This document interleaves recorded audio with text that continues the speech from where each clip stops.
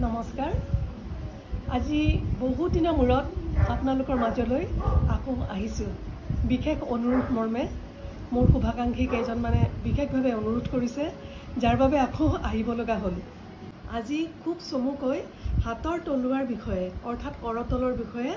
অকমান আভাস আপোনালোকক দিবলৈ বিচাৰিছো প্ৰথমতে হ'ল হাত পাঁচ প্ৰকাৰৰ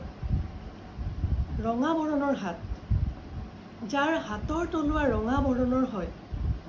তেনেকুৱা ব্যক্তি সদায় কলাত্মক দিশৰ হয় তেওঁলোক সংগীতজ্ঞ সাহিত্যিক চিত্ৰশিল্পী আদি বিভিন্ন কলাত্মক দিশৰ লগত জড়িত হৈ থাকে তেওঁলোক খুব উদাৰ আৰু কোমল হৃদয়ৰ হয় খুব আবেগিক হয় অকমান কথাতে তেওঁলোকৰ অন্তৰ স্পৰ্শ কৰি যায় দুখতো তেওঁলোক সোনকালে ভাগি পৰে আৰু সুখতো তেওঁলোক আবেগিক হৈ পৰে দ্বিতীয়খন হাতৰ তলুৱা হৈছে গোলাপী কৰতল যাৰ হাতৰ তলুৱা গুলপীয়া ৰঙৰ অৰ্থাৎ গোলাপী ৰঙৰ তেনেকুৱা ব্যক্তি কল্পনাপ্ৰৱণ উদাৰ যুক্তিবাদী প্ৰেমিক আৰু আনন্দপ্ৰিয় হয় তেওঁলোকে সংগীত প্ৰিয় হয় সাহিত্য আলোচনা হিচাপ নিকাচ এইবিলাকত দক্ষতাৰ পৰিচয় দিয়ে যথেষ্ট আবেগপ্ৰৱণ আৰু অভিমানী হয় তৃতীয়খন হাতৰ তলুৱা হ'ল হালধীয়া বৰণৰ কৰতল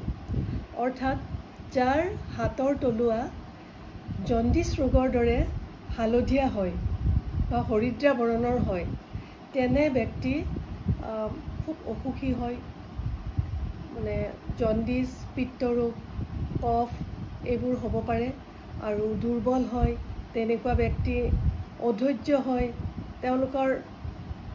ধৈৰ্য শক্তিটোৰ বহুত কম থাকে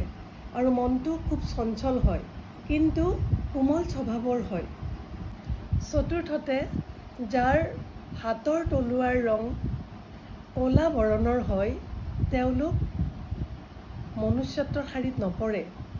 তেওঁলোক সৎ প্ৰতাৰক প্ৰবঞ্চক আৰু দুচৰিত্ৰ হয় গতিকে এনেকুৱা ব্যক্তিৰ পৰা সদায় সাৱধান হোৱা উচিত শেষৰখন হৈছে নীলাভ কৰতল অৰ্থাৎ যাৰ হাতৰ তলুৱা নীলাভ বৰণৰ হয় অৰ্থাৎ নীলা বৰণৰ হয় যাৰ